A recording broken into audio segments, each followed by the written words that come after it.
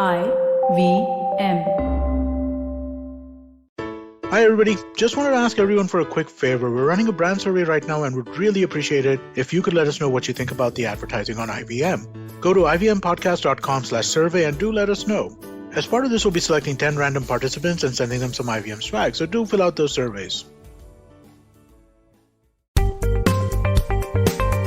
नमस्ते दोस्तों, स्वागत है आपका। चूंकि इस पॉडकास्ट का नाम है आपका पैसा वैसा, सवाल आपके जवाब हमारे। मैं हूं आपका होस्ट अनुपम गुप्ता।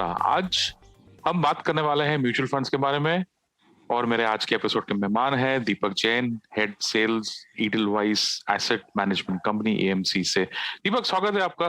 हमारे लिसनर्स के सवालों का जवाब देने के लिए धन्यवाद। शुरू करते हैं। नमस्कार अनुपम, थैंक यू सो मच मुझे इनवाइट करने के लिए। चलिए ठीक है, आगे बढ़ते हैं। म्यूचुअल फंड्स में डायरेक्ट और रेगुलर प्लान्स क्या होते हैं, इनमें फर्क क्या होता है, ग्रोथ और डिविडेंड क्या होता है? म्यूचुअल फंड स्कीम्स इतने सारे हैं, एक तो उसमें एक तो वो कंफ्यूजन है, लेकिन ये तो काफी बेसिक सा है कि डायरेक्ट प्लान क्या होता है, रेगुलर प्लान क्या होता है, ग्रोथ प्लान क्या होता है, ग्रोथ और डिविडेंड। तो पहले डायरेक्ट और रेगुलर और फिर ग्रोथ और डिविडेंड। तो डायरेक्ट और रेगुलर हमने अभी बात की म्यूचुअल फंड डिस्ट्रीब्यूटर के लिए। तो म्यूचुअल फंड डिस्ट्रीब्यूटर जो निवेश करवाते हैं आपको, उनको एक कमीशन भी जाता है।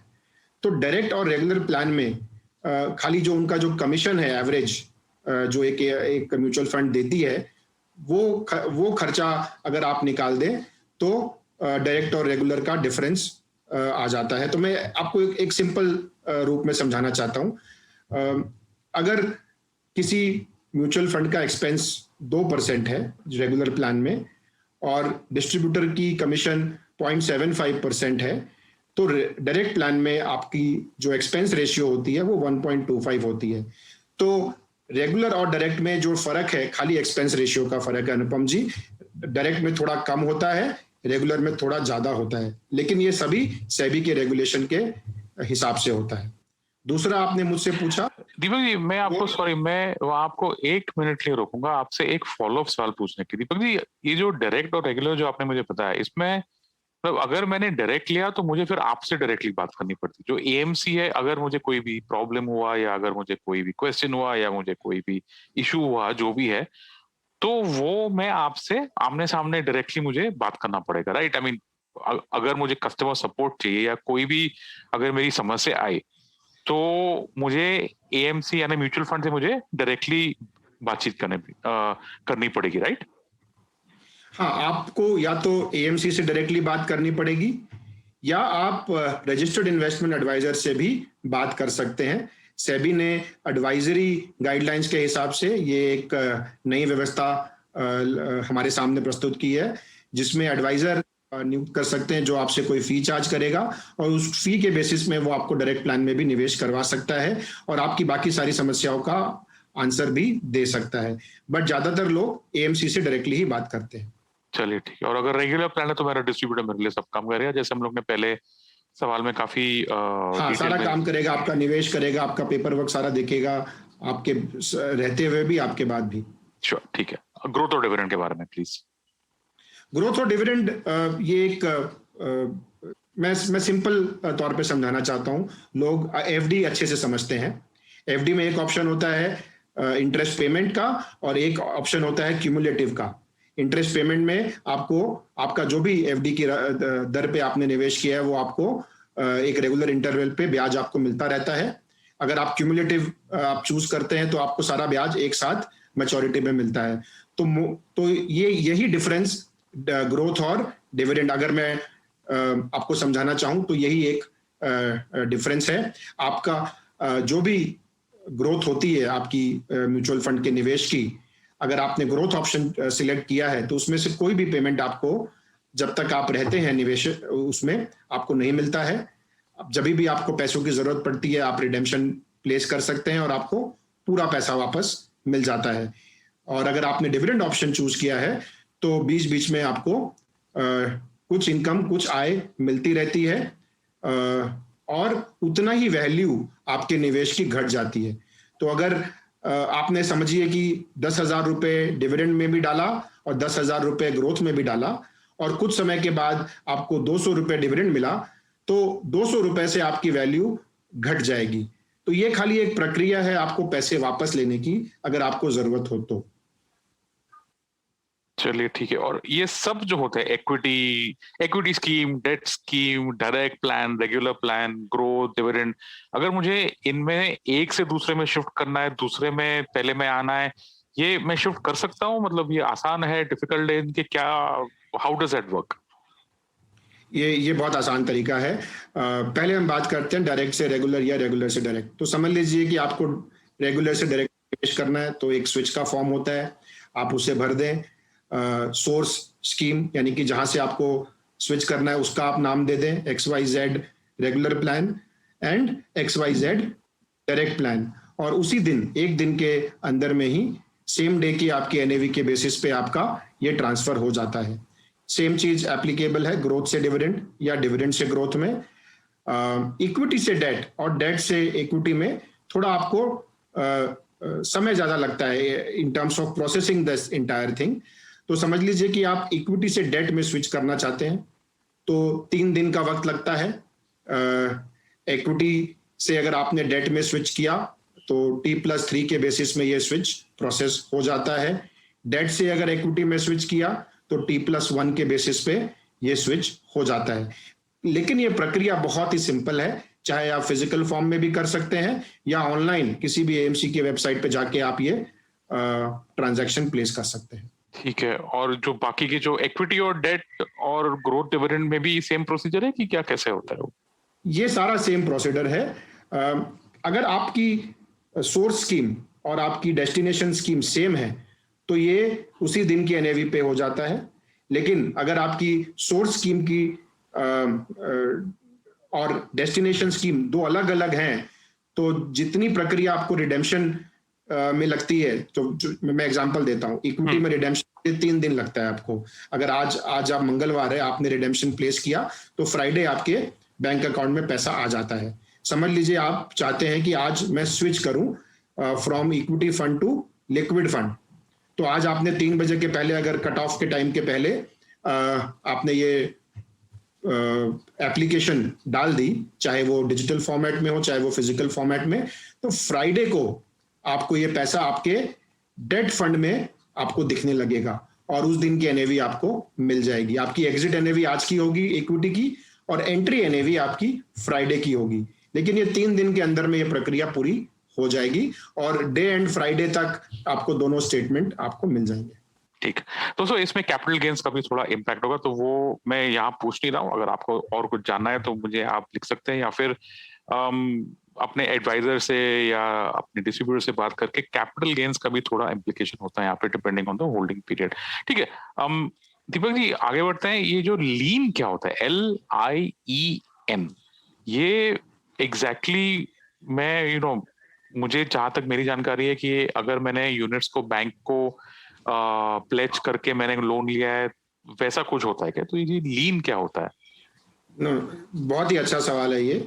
तो आपका जो म्यूचुअल फंड में निवेश है, कभी कभी हमें पैसों की इमरजेंसी रिक्वायरमेंट होती है, लेकिन आप शायद किसी कारणवश से, चाहे टैक्स का कारण हो, चाहे वैल्यूएशन का कारण हो, चाहे मार्केट के सेंटिमेंट्स का कारण हो, आप नहीं चाहते हैं कि आप अपना पैसा पूरा रिडीम करें, पैसा उसको पूरा निकालें। तो म्यूचुअल फंड के यूनिट्स को आप प्लेज करके आप किसी भी फाइनेंशियर से, लेंडर से आप एक लोन ले सकते हैं, चाहे वो शॉर्ट टर्म का हो चाहे वो लॉन्ग टर्म का हो। लियन इज जो प्लेज करने की जो प्रक्रिया है उसको लियन कहते हैं। तो मैं एक छोटे में आपको समझाने की कोशिश करता हूं कि ये कैसे होगा। तो अनुपम जी समझ लीजिए कि आप बैंक हैं, मैं इन्वेस्टर हूं, मैं आपके पास आया, मैंने कहा कि आज की वैल्यूएशन के हिसाब से मेरे पास ये 10 लाख के यूनिट्स हैं, अनुपम जी आपकी जो बैंक की प्रक्रिया है उसके हिसाब से आप मुझे 5 लाख का लोन दे दें या 6 लाख का लोन दे दें। आपकी बैंक की प्रक्रिया है कि वैल्यू का 70% तक आप निवेशक को लोन दे सकते हो। तो आपकी सिक्योरिटी के लिए आप एक लेटर लिखोगे mutual fund investor, mutual fund house को, कि मैं इन दीपक जैन को लोन मैंने दिया है इन टर्म्स एंड कंडीशन के तहत, तो ये यूनिट्स आप मेरे नाम पे लियन मार्क करें। लियन मार्क का मतलब मेरे नाम पे प्लेज करें, और एक लेटर मैं दूंगा म्यूचुअल फंड यूनिट हाउस को कि मैंने अनुपम गुप्ता जी से ये लोन लिया है और आप ये उनके फेवर में लियन आप मार्क कर दें। लियन से आप एज अ लेंडर सिक्योर्ड हो जाते हो। आपकी जो लोन है जो आपने मुझे दिया है वो लोन सुरक्षित होती है। तो एक तरह से ये कोलैटरलाइज करने का प्रक्रिया है लियन, और लियन बहुत आसानी से हो सकता है। इसमें एक लेटर, एक बैंक का बोर्ड रेजोल्यूशन ASL और बैंक डिटेल आपको देना होता है अनुपम जी, और इन्वेस्टर को खाली एक लेटर देना होता है, और with in a few days lien mark हो जाता है। लियन मार्क होने के बाद आपको लोन मिल जाता है। फिर ये लियन रिमूवल की प्रक्रिया भी जो होती है जब आपको पैसे वापस दे देने होते हैं। अगर आप जानना चाहें तो उसके बारे में अपन बात कर सकते हैं। ठीक है तो दोस्तों, वो हम एक और शो के लिए रखेंगे। दीपक जी, अभी मुझे रिडेम्पशन के बारे में बात करना है। इसमें काफी कुछ कंफ्यूजन हो जाता है। तो एक बेसिक सा सवाल है कि पहला तो ये पैसे आते कहाँ पे मेरे अकाउंट में जब मैं मेरे यूनिट्स रिडीम करता हूँ, ठीक है, दैट्स द फर्स्ट क्वेश्चन। और दूसरा, आपके एक्सपीरियंस में रिडेम्पशन रिक्वेस्ट रिजेक्ट किस कारणवश हो जाता है? मतलब what are the most common reasons why redemptions get rejected, और इनका सोल्यूशन क्या होता है? दो सवाल। वन, जब मैं मेरे यूनिट बेचता हूँ तो वो पैसे कहाँ आते हैं, और दो, आपके एक्सपीरियंस में रिडेम्पशन जब लोग करते हैं तो गलतियां कहाँ से आती हैं? बहुत ही अच्छा सवाल है। पहले सवाल का जवाब, जब आप निवेश करते हैं तो आपको एक अपनी बैंक डिटेल्स देनी पड़ती है। तो जब आप रिडीम करते हैं तो उसी बैंक में आपका पैसा जाता है। तो अगर आपने XYZ बैंक और उसका अकाउंट डिटेल्स आपने दी है, आप अगर रिडेम्पशन प्रोसेस करते हैं तो एज पर T+3 और T+1 जैसा भी हो, उस आपके बैंक अकाउंट में पैसा चला जाता है NEFT या RTGS के माध्यम से। अगर आपको बैंक में चेंज करना होता है तो उसकी प्रक्रिया अलग है, उसके बारे में हम बाद में भी बात कर सकते हैं। लेकिन सबसे महत्वपूर्ण सवाल है, पैसा वहीं जाता है जहां पे आप चाहते हो। जिस बैंक अकाउंट में आपने डिटेल्स म्यूचुअल फंड को दी है उसी बैंक अकाउंट में पैसा जाता है। गलतियां कहाँ होती हैं? गलतियां दो तरह की गलतियां होती हैं। एक सबसे बड़ी गलती होती है सिग्नेचर मिसमैच की। सिग्नेचर आपने काफी पहले निवेश किया हो, आपने सिग्नेचर चेंज कर लिया और आपने, चाहे बैंक हो चाहे वो म्यूचुअल फंड हो, आपने उन्हें इन्फॉर्म नहीं किया, तो उस समय आपको थोड़ी सी समस्या आ सकती है। या फिर आपने बैंक अकाउंट की डिटेल्स चेंज कर ली और आपने अपडेट नहीं किया। ये दो ज्यादातर समस्याएं हमने देखी हैं जो रिडेम्पशन के वक्त में आती हैं। चलिए ठीक है। और कस्टमर फोलियो मुझे समझना है। मेरा जहां तक अंडरस्टैंडिंग है कि जब मैंने ईडलवाइज से, समझिए अगर मैंने नया खाता खोला तो मुझे एक फोलियो नंबर मिलता है। बट अगर मैंने आज इक्विटी फंड खरीदा, कल डेट फंड खरीदा, फिर डेट फंड में मैंने एक दिन लिक्विड फंड खरीदा, एक दिन गवर्नमेंट सिक्योरिटीज खरीदा, इक्विटी में मैंने एक दिन इंडेक्स, या समझिए एक मिड कैप स्कीम, तो ये कस्टमर फोलियो का कॉन्सेप्ट क्या होता है? इसको मैं कंसोलिडेट कर सकता हूँ? ये कितने साल तक एक्टिव रहता है, और क्या मैं कस्टमर फोलियो को डिलीट भी कर सकता हूँ? तो ये फोलियो पे जरा बात करते हैं। फैंटास्टिक। तो कस्टमर फोलियो को आप अपना बैंक अकाउंट नंबर की तरह उसको ट्रीट कर सकते हैं। आप अपना जैसे बैंक अकाउंट का नंबर याद रखते हैं, एक बैंक में आप कई अकाउंट खोल सकते हैं, वैसे ही आप एक म्यूचुअल फंड में, ज्यादातर म्यूचुअल फंड में, उसमें एक अपवाद भी है उसके बारे में बाद में बात करेंगे, बट ज्यादातर म्यूचुअल फंड में आप मल्टीपल फोलियोज खोल सकते हैं। आप चाहें तो इक्विटी फंड के लिए एक फोलियो खोल सकते हैं, अपने डेट निवेश के लिए अलग फोलियो को खोल सकते हैं। आप इन फोलियोज को मर्ज भी कर सकते हैं। आप समझ लीजिए आप नहीं चाहते कि 4 फोलियो आपके किसी भी म्यूचुअल फंड में रहे, आप चाहते हैं कि हर म्यूचुअल फंड का एक ही फोलियो रहे, तो आप एक लेटर दे सकते हैं म्यूचुअल फंड को कि ये मेरे 4 फोलियोज हैं, इनको आप किसी एक में, जिसको आपको बताना पड़ेगा, मर्ज कर दीजिए, कंसोलिडेट कर दीजिए। आप कर सकते हैं। खाली एक चीज आप नहीं कर सकते, आप फोलियोज को डिलीट नहीं करवा सकते। ये इंफॉर्मेशन हमें रखनी होती है म्यूचुअल फंड हाउस को। हम डिलीट नहीं कर सकते, हम आपके फोलियोज को मर्ज कर सकते हैं। तो कहने का मतलब यह है कि एक फोलियो आपका हमेशा रह जाएगा with the details that you had given at the time of investment. और ये कितने साल तक रहता है? ये मुझे आपसे ये सवाल पूछना है दीपक जी, क्योंकि क्या होता है, समझिए मैंने 5 साल पहले ईडलवाइज में एक स्कीम में निवेश किया था, ठीक है, फिर मैं उसके बारे में कंप्लीटली एंड टोटली भूल गया। तो जब मैं, और समझिए आपने कोई एक NFO चालू किया जहां मुझे वापस उसमें डालना है, तो मैं पुराने फोलियो में डाल सकता हूँ? ये फोलियो कब तक एक्टिव रहता है? ये फोलियो क्या एक बैंक अकाउंट में मैप रहता है? और अगर मैंने नया फोलियो क्रिएट किया तो उसमें कुछ मुझे प्रॉब्लम होगा क्या?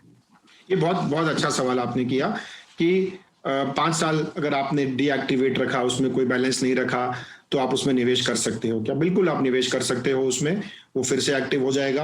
आपके निवेश करते ही आपको एक दो बातों का ध्यान रखना होगा, क्योंकि आपने हमें और कोई अपडेट नहीं दिया है, तो जो पुरानी अपडेट है, पुरानी बैंक डिटेल्स है, पुरानी ईमेल एड्रेस है, वो सारी की सारी उसमें आपकी कैप्चर्ड रहेगी। आपको अगर चेंज करना है तो आप उसको चेंज कर सकते हो, नया बैंक अकाउंट दे सकते हो एक कैंसिल चेक के साथ, और आपका फोलियो फिर से एक्टिवेट हो जाएगा। इसकी कोई समय सीमा नहीं होती है। जब तक म्यूचुअल फंड हाउस चाहे वो उसको फोलियो को रखता है इनएक्टिव फॉर्मेट में। There is no such timeline कि इसको कितने दिन तक आपको रखना है या डिलीट करना है। आप चाहें तो नया फोलियो भी खोल सकते हैं। अगर आपको पुराने फोलियो के बारे में पता नहीं है तो आप नया फोलियो भी खोल सकते हैं। आजकल एक बहुत अच्छी बात हो गई है, क्योंकि हम पैन बहुत जरूरी है निवेश करने के लिए। इनफैक्ट पैन के बिना निवेश करना ऑलमोस्ट इम्पॉसिबल है। तो आप पैन से सर्च भी कर सकते हो। अगर आपको याद नहीं है अपना फोलियो नंबर, आप म्यूचुअल फंड हाउस में फोन करके अपना पैन बता के अपना पुराना फोलियो नंबर निकाल सकते हो और उस फोलियो नंबर में आप इन्वेस्ट कर सकते हो। ठीक है दीपक जी, तो इक्विटी डेट समझ गए, डायरेक्ट रेगुलर समझ गए, ग्रोथ डिविडेंड भी समझ गए, लेकिन मेरे सुनने में ऐसा है कि अभी सेबी या एएमएफ पता नहीं कौन रेगुलेटर था, उन्होंने वर्ड डिविडेंड अभी निकाल दिया है completely for whatever reason. Let's not go into the reasons कि क्यों किया। तो अभी डिविडेंड तो फिर मुझे मालूम कैसे पड़ेगा कि ये म्यूचुअल फंड ग्रोथ है कि डिविडेंड है, या स्कीम, सॉरी, ये स्कीम ग्रोथ है या डिविडेंड है? कुछ नया नाम ने रखा है इसके लिए? जी, ये बहुत अच्छा सवाल किया आपने अनुपम जी। सेबी ने डिविडेंड ऑप्शन का नया नाम हमें सजेस्ट किया है, और ये अब लागू हो चुका है। इसे हम कहते हैं income distribution come withdrawal of capital plan. ये इसलिए किया है क्योंकि जो म्यूचुअल फंड की डिविडेंड होते हैं उसमें आपकी जो इनकम है जो म्यूचुअल फंड ने अर्न की होगी वो भी हो सकती है, या थोड़ा सा विड्रॉल ऑफ कैपिटल भी हो सकता है। तो उस चीज को क्लैरिफाई करने के लिए, ट्रांसपेरेंट रखने के लिए निवेशकों के लिए उन्होंने ये कदम उठाया है, और ये बहुत ही सही कदम है।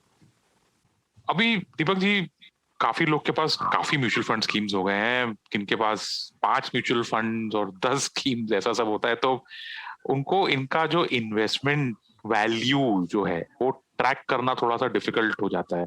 और ऑफ कोर्स हर एक म्यूचुअल फंड का अपना डिफरेंट तरीका होगा, लेकिन ईडल वाइज म्यूचुअल फंड में अगर मैंने समझिए आपके 5 स्कीम या 10 स्कीम या 3 एसआईपी, 4 लमसम एसेट्रा एसेट्रा, या मैंने एक साल में मैंने इन्वेस्ट किया, बेचा, रिडीम किया, तो अगर मुझे ये सब ट्रांजैक्शंस और इन्वेस्टमेंट वैल्यू को अगर मुझे ट्रैक करना है तो ये मैं ट्रैक कैसे कर सकता हूँ?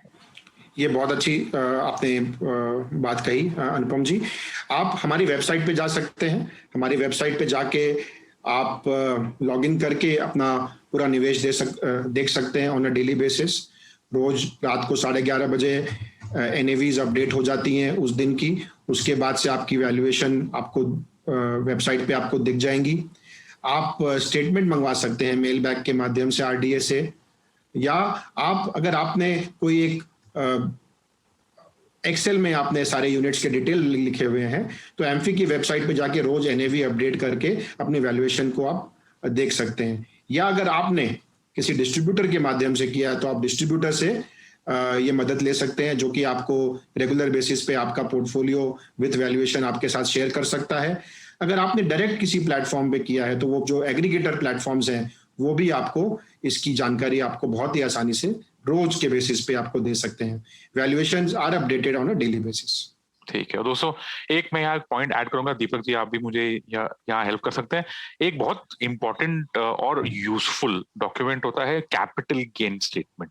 अभी दीपक जी, ये कैपिटल गेन स्टेटमेंट मैं एक्चुअली म्यूचुअल फंड से भी ले सकता हूँ, राइट? मुझे याद है 5-10 साल पहले तो ये सुविधा भी नहीं थी। अगर मुझे मेरे कैपिटल गेन्स कैलकुलेट करने होते हैं, और दोस्तों ये एसआईपी में बहुत इंपॉर्टेंट है, ओके? समझिए अगर आपने 5 साल की एसआईपी रखी है और one fine day you wake up and से कि मुझे सब रिडीम करना है, चाहे आपको कुछ जरूरत पड़े, तो उसमें कैपिटल गेन्स थोड़ा सा कॉम्प्लिकेटेड हो जाता है। तो Deepak ji, actually capital gains अभी म्यूचुअल फंड खुद देता है, एम आई राइट? जी, आपने बहुत अच्छी बात पूछी यहाँ पे कि खासकर एसआईपी के निवेशकों के लिए ये काफ़ी अच्छी बात है कि आप डायरेक्टली म्यूचुअल फंड से अपना कैपिटल गेन स्टेटमेंट मांग सकते हो। ये इसलिए ज़रूरी है क्योंकि अगर आपने 60 इन्वेस्टमेंट किए या 70 इन्वेस्टमेंट किए 70 महीनों तक या 80 महीनों तक, तो हर यूनिट का एक परचेज डेट होगा और उसके बेसिस पे आपका कैपिटल गेन डिसाइड होता है as per income tax act. और ये करना काफ़ी, even for a chartered accountant it becomes very difficult. तो हर म्यूचुअल फंड हाउस आपको एक कैपिटल गेन स्टेटमेंट प्रोवाइड करता है जब भी आप उसको रिक्वेस्ट प्लेस करें।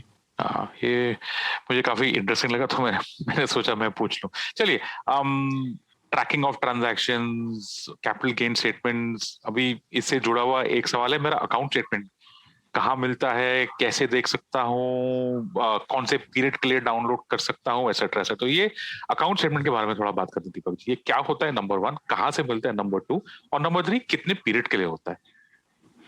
आपने कहा अकाउंट स्टेटमेंट, तो जैसे बैंक अकाउंट स्टेटमेंट होता है वैसे ही आपका म्यूचुअल फंड अकाउंट स्टेटमेंट होता है। उसमें जिस दिन से आपने निवेश किया है और जब तक आप निवेश उसमें रहते हैं और उसके बाद भी सारी की सारी आपकी ट्रांजैक्शंस उसमें आपको मिल जाती है। ये आप म्यूचुअल फंड हाउस से मांग सकते हैं, उनके ऑफिस से, या आप वेबसाइट से ले सकते हैं, डाउनलोड कर सकते हैं। आप आरटीए जैसे कैम्स हो गया, कार्वी हो गया, उनसे भी आप मंगवा सकते हैं, या अपने डिस्ट्रीब्यूटर या एग्रीगेटर के पास जाके भी ये स्टेटमेंट आप मांग सकते हैं। ये स्टेटमेंट आपको किसी भी पीरियड को, एक फाइनेंशियल ईयर के लिए चाहिए, चाहे आपको किसी सीमित अवधि के लिए चाहिए, आपको ये मिल जाता है। और ये बहुत आसान होता है, इसके लिए कोई चार्ज भी नहीं देना होता है। आप जितने बार चाहें आप ये ले सकते हैं, डिजिटल फॉर्मेट में इजीली आपको मिल जाता है। चलिए ठीक है, अभी और बेसिक सा सवाल, 2 काफी इंपॉर्टेंट कॉन्सेप्ट है, एनएवी और केवाईसी। ये म्यूचुअल फंड्स में ये 3 अल्फाबेट के 3 लेटर के जो ये टर्म्स होते हैं, ये तो हम लोग ऐसा बोलते हैं कि ये खुद ही एक वर्ड है, लेकिन प्लीज हमारे लिसनर्स को समझाइए कि एनएवी क्या होता है, मैं कहाँ दे सकता हूँ, और उसके बाद हम लोग बात करेंगे केवाईसी के बारे में। तो पहला एनएवी। तो एनएवी आप इसको आप कंपेयर कर सकते हो किसी भी निवेश की वैल्यू से। तो अगर आपने किसी शेयर में निवेश किया तो उसकी जो क्लोजिंग प्राइस होती है उससे अगर आपने अपने निवेश को गुणा कर देते हैं तो आपकी वैल्यू आ जाती है उस निवेश की, शेयर के अगर हम बात करें तो। वैसे ही म्यूचुअल फंड रोज अपनी जितनी भी निवेशित सिक्योरिटीज हैं उसकी डे एंड की वैल्यूएशन निकालता है, उसको टोटल जितने भी यूनिट होल्डर्स हैं उनसे डिवाइड करता है, तो एक पर यूनिट की एक वैल्यू निकल जाती है। ये वैल्यू किस लिए कारगर साबित होती है? अगर किसी को निवेश करना है तो इस वैल्यू पे कर सकता है, किसी को पैसा वापस निकालना है तो इस वैल्यू पे कर सकता है, और ये रोज डेली के बेसिस पे आपको अवेलेबल होती है। 11:30 बजे इसका कट ऑफ है, 11:30 PM एमफी की वेबसाइट पे सारे mutual funds, domestic mutual funds आपको एनएवी 11:30 बजे तक पब्लिश कर देते हैं। अगर आपने इंटरनेशनल फंड में भी इन्वेस्ट किया है तो अगले दिन 10:30 बजे तक एमफी की वेबसाइट पे ये नेट एसेट वैल्यू आपको मिल जाता है। बेसिकली आपका जो यूनिट, एक यूनिट की जो वैल्यू है, जो दाम है, जो प्राइस है, ये एनएवी उसको दर्शाता है। चलिए, केवाईसी, ये तो मतलब मेरे ख्याल से बहुत इंपॉर्टेंट चीज होती है, लोगों को समझ में नहीं आता है। पहले तो इसका फुल फॉर्म जानते हैं, फिर ये क्या होता है जानते हैं, कैसे करते हैं। ओके, 1 2 3, पहले केवाईसी का full form, end of course क्या होता है, और दूसरा कैसे करते हैं। सो केवाईसी सिंपल, इसका फुल फॉर्म है नो योर कस्टमर्स। अगर आप इसका थोड़ा सा कॉन्टेक्स्ट जानना चाहें तो 2005 में prevention of money laundering act आया था। उसके बाद से फाइनेंशियल मार्केट्स में ये रेगुलेटर्स की कोशिश रही है कि हम सोर्स ऑफ फंड्स और the person behind the investment को कंप्लीटली जाने। इसका एक ग्लोबल कॉन्टेक्स्ट भी है जिसके बारे में मैं अभी जाना नहीं चाहता हूं, लेकिन ये आपको काफी जरूरी प्रक्रिया है। आपके बारे में जानना और आपके सोर्स ऑफ फंड्स के बारे में जानना ये बहुत जरूरी अभी हो गया है रेगुलेटर्स के लिए। मैं इंडिविजुअल की बात करता हूं तो इंडिविजुअल के लिए केवाईसी की प्रक्रिया बहुत ज्यादा मुश्किल नहीं है। मैंने पहले भी आपको कहा, एक CKYC का एक फॉर्म होता है जिसमें आप अपनी बेसिक डिटेल्स देते हो, एज वगैरह। उसके साथ में आपको एक आईडी प्रूफ जो कि पैन होता है, और एक एड्रेस प्रूफ, आपका कोई भी रिसेंट एड्रेस प्रूफ, चाहे वो पासपोर्ट हो, वोटर आईडी कार्ड हो, चाहे इलेक्ट्रिसिटी बिल हो जो आपके नाम में हो, वो आप दे सकते हो और एक फोटोग्राफ पे साइन करके, फॉर्म पे साइन करके आप दे सकते हो। तो ये आपकी केवाईसी की प्रक्रिया पूरी हो जाती है। सबसे अच्छी बात जो है कि आपको हर म्यूचुअल फंड में निवेश करने के लिए बार बार ये डॉक्यूमेंट्स नहीं देने पड़ेंगे। अगर आपने एक बार सेंट्रली रजिस्टर्ड केवाईसी आपने अगर कर ली है, जो कि पूरे कैपिटल मार्केट्स के लिए लागू होती है, तो म्यूचुअल फंड्स एक सेंट्रलाइज डेटाबेस से आपका डिटेल निकाल लेते हैं। तो ये वन टाइम प्रक्रिया है, अगर आपने कर लिया तो आपके लिए काफी आसान हो जाता है किसी भी म्यूचुअल फंड में और किसी भी मार्केट लिंक्ड इन्वेस्टमेंट को करने में बहुत आसानी हो जाती है। तो for an individual this is a very very simple process. ठीक है। और अगर ग्लोबल चीज जो आपने बोली थी दीपक जी, एज्यूम वो है कि अथॉरिटीज को ट्रैक करना होता है कि पैसा मूव कैसा होता है। तो अगर आपने म्यूचुअल फंड किया है तो म्यूचुअल फंड को भी जानना जरूरी है कि ये पैसा आपके ओनरशिप से है, कहां से आ रहा है। I mean, were those reasons why the KYC happened? Yes, see, the context started with 2001, 9/11, and post, events leading to getting the entire source of funds, etc. अगर आप देखिए, मैंने जब म्यूचुअल फंड की जर्नी स्टार्ट की थी 2003 में, तब बहुत ही सिंपल था। आप एक चेक दे दो और अगर 50,000 से ऊपर निवेश कर रहे हो तो पैन कार्ड दे दो, 50,000 से निवेश नीचे कर रहे हो तो फॉर्म 60 साइन कर दो। उसके अलावा कोई डॉक्यूमेंट्स नहीं होता था। बट धीरे धीरे ये प्रक्रिया और स्ट्रांग होती गई। मेरे ख्याल से आज के दिन में ये प्रक्रिया काफी कन्वीनियंट हो गई है, आपको बार बार नहीं करना पड़ता। एक बार अगर आपने कर लिया है तो वही डॉक्यूमेंट आप यूज कर सकते हो कैपिटल मार्केट में निवेश करने के लिए। यस, कॉन्टेक्स्ट वही है जो आपने कहा। इसमें डिटेल में अगर हम बात करना चाहें तो इसके लिए एक और एपिसोड की जरूरत पड़ेगी। चलिए ठीक है। ऐसे ये हमारा सफर, हम ये आखिरी सवाल पे रैप अप करते हैं कि म्यूचुअल फंड में न्यूनतम राशि, मिनिमम अमाउंट कितनी होती है निवेश करने के लिए, और परचेज, रिडेम्पशन, ट्रांजैक्शन जो मैं करता हूँ उसमें कोई फीस या एक्सपेंसेस मुझे पे करने होते हैं क्या? वेरी इंपॉर्टेंट क्वेश्चन अनुपम जी। न्यूनतम राशि एक ये निर्धारित हर एक म्यूचुअल फंड हाउस करता है। जो मैंने देखा है इक्विटी फंड्स में 5,000 रुपया न्यूनतम राशि होती है ज्यादातर केसेस में, और उसके बाद आप हजार रुपए के टॉपअप और एडिशनल इन्वेस्टमेंट कर सकते हो। SIP आप 500 रुपए से लेके कितने भी अमाउंट की शुरू कर सकते हो। ELSS के केस में मिनिमम न्यूनतम राशि ये बाय एक्ट ये डिसाइड होता है, तो इसमें 500 रुपया मिनिमम होता है। काफी म्यूचुअल फंड ने काफी स्कीम्स में 100 रुपए का न्यूनतम राशि भी रखा हुआ है। एडलवाइज लार्ज कैप फंड के केस में हमने 100 रुपया न्यूनतम राशि रखी है। बट अगर आप ज्यादातर बात करेंगे तो 5,000 रुपया न्यूनतम राशि मैंने देखी है। चलिए ठीक है। और दूसरा सवाल था कि चार्ज की। हाँ, करेक्ट। तो चार्ज की अगर मैं बात करूं तो एक जमाने पे एंट्री लोड हुआ करता था, जो कि एज पर रेगुलेशन अब अलाउड नहीं है। लेकिन अगर आप फर्स्ट टाइम निवेश कर रहे हैं म्यूचुअल फंड में, तो एक ट्रांजैक्शन चार्ज एक सेबी अलाउ करता है 100 रुपए तक का चार्ज करने का। ये कुछ डिस्ट्रीब्यूटर्स के थ्रू करने से ही होता है। जिन डिस्ट्रीब्यूटर ने ये फैसिलिटी को ऑप्ट इन किया हुआ है, अगर आप उन डिस्ट्रीब्यूटर के थ्रू करते हैं तो एक बार आपको 100 रुपया देना पड़ता है। लेकिन अगर आप उन डिस्ट्रीब्यूटरों के माध्यम से नहीं कर रहे हैं जिन्होंने ऑप्ट किया हुआ है, तो आपको ये चार्ज नहीं लगता है। तो अपार्ट फ्रॉम दिस आपको निवेश करने के लिए कोई और राशि नहीं लगती है। अगर आपने रिडीम किया है और उस स्कीम में एक समय तक एग्जिट लोड, तो एग्जिट लोड क्या होता है? जब भी आप रिडीम करें तो उस रिडेम्पशन पे जो चार्ज लगता है उसको हम एग्जिट लोड कहते हैं। तो आज की जो परिस्थिति है उसमें ज्यादातर इक्विटी फंड्स में 1 साल तक अगर आप निवेशित रहें 1 साल से या उससे कम में, तो आपको अप्रोक्सीमेटली 1% तक एग्जिट लोड या एग्जिट की राशि आपको लग जाती है, कट जाती है। उसके बाद आपको साधारण तौर पर आपको कोई राशि नहीं लगती है। चलिए दोस्तों, ये था हमारा सफर म्यूचुअल फंड्स पे। काफी डिटेल में, काफी इंटरेस्टिंग पॉइंट से बात की। मुझे ऐसा लगता है कि म्यूचुअल फंड ये ऐसा टॉपिक है ना कि हम लोग इस पे बात करते ही जाएंगे। इतने सारे सवाल है बेसिक्स पर। Okay, I am not even getting into advice opinion, क्योंकि वो हम लोग हमारे इंग्लिश पैसा वैसा में सॉल्व करते हैं। लेकिन जो बेसिक सवाल होते हैं म्यूचुअल फंड पे, मैं जितना लोगों से बात करता हूँ उतने और सवाल मेरे पास आते हैं।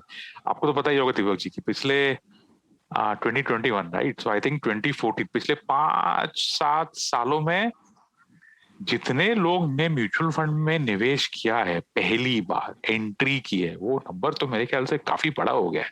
जहां तक मुझे पता है, कुछ कितने 3 करोड़ फोलियोज हैं एसआईपी के, जो एवरेज अमाउंट 3,000 रुपए पर मंथ दे रहे हैं, और उससे स्टॉक मार्केट में 9,000 करोड़ का मंथली निवेश होता है। क्या लगता है आपको दीपक जी? ये आपने बहुत अच्छी बात कही है। ये 2016 से आफ्टर डिमोनेटाइजेशन के बाद से ये मैंने एक प्रक्रिया देखी है जहां पे रिटेल इन्वेस्टर्स ने एसआईपी के माध्यम से, तो SIP itself has become a product, a commodity, जैसा आपने कहा अनुपम जी। तो काफी पैसा म्यूचुअल फंड में एसआईपी के माध्यम से आता है ऑन अ मंथली बेसिस। ये 8,000 करोड़, 1,000 करोड़ नहीं, 8,000 करोड़ की राशि म्यूचुअल फंड में एसआईपी के माध्यम से हर महीने आती है। और ये बहुत अच्छी बात भी है, क्योंकि अगर लोगों ने इसके बेनिफिट को समझा है और थोड़ा थोड़ा निवेश करके काफी आगे बढ़ने की सोची है, तो ये सही रास्ता चुना है उन्होंने। हाँ, और स्मॉल करेक्शन फोक्स, मैंने बोला ये पूरा 8 या 9,000 करोड़ स्टॉक मार्केट में आता है, नॉट नेसेसरी। काफी लोग डेट म्यूचुअल फंड में भी एसआईपी करते हैं, क्योंकि वो एसेट एलोकेशन में बहुत बढ़िया बात होती है वो। चलिए एनीवे, लेकिन 80%, हाँ सॉरी, 80% पैसा इक्विटी निवेशक ही है। क्या बात है! तो फिर भी 20% डेट इज क्वाइट इम्प्रेसिव। दोस्तों एनीवे, ये mutual funds is such an interesting topic. So दोस्तों, ये एपिसोड यहीं खत्म करते हैं। ये म्यूचुअल फंड्स पे हमारा एपिसोड था। हमारे गेस्ट, हमारे एक्सपर्ट, हमारे विशेषज्ञ Deepak Jain, head of sales Edelweiss AMC के साथ। दीपक, आपका बहुत बहुत धन्यवाद आपका टाइम देने के लिए, हमारे सवालों का जवाब इतने विस्तार में, इतने सब्र के साथ देने के लिए, और thank you very much for that Deepak. धन्यवाद अनुपम जी, मुझे इस शो में आमंत्रित करने के लिए। मुझे भी बहुत मजा आया आपके दर्शकों से, आपके श्रोताओं से बात करने के। क्या बात है! होपफुली आप वापस कभी भी, we hope to have you back on the show. So, दोस्तों धन्यवाद आपका ये पॉडकास्ट सुनने के लिए। अगर आपको कोई भी सवाल हो, कोई भी फाइनेंशियल प्रोडक्ट के बारे में, तो प्लीज हमें अप्रोच कीजिए। मैं हूं अनुपम गुप्ता, B50 ऑन ट्विटर। आप मुझे ट्विटर पे पूछ सकते हैं, या फिर IVM के कोई भी सोशल मीडिया हैंडल या वेबसाइट पे अपना सवाल डाल दे, और मैं इंश्योर करूंगा कि दीपक जी जैसे एकदम सुपर गेस्ट लाके आपके सवालों का जवाब दे। That's it, folks. आपका पैसा वैसा।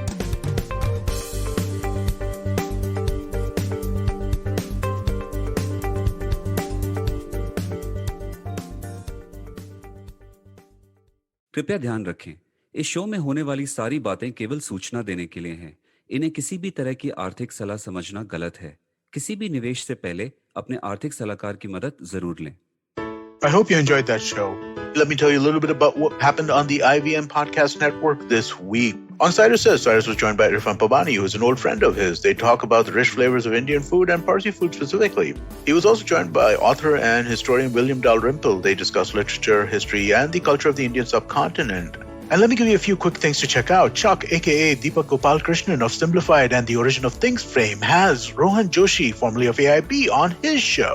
Also on this round is on me. Gautam Purohit of Thakur's Bhojnalaya was on. On the note, Maruk and I talks about the cabinet reshuffle. And do check out Global Victoria Tech Talks. We talk about the booming gaming and edutech industries in Australia. Do follow us on Facebook, Twitter, LinkedIn, and Instagram to keep up what's going on the network. And I'd like to finally thank our sponsors on the network this week, Cred, Ciet, and Global Victoria. Thank you so much for making this possible.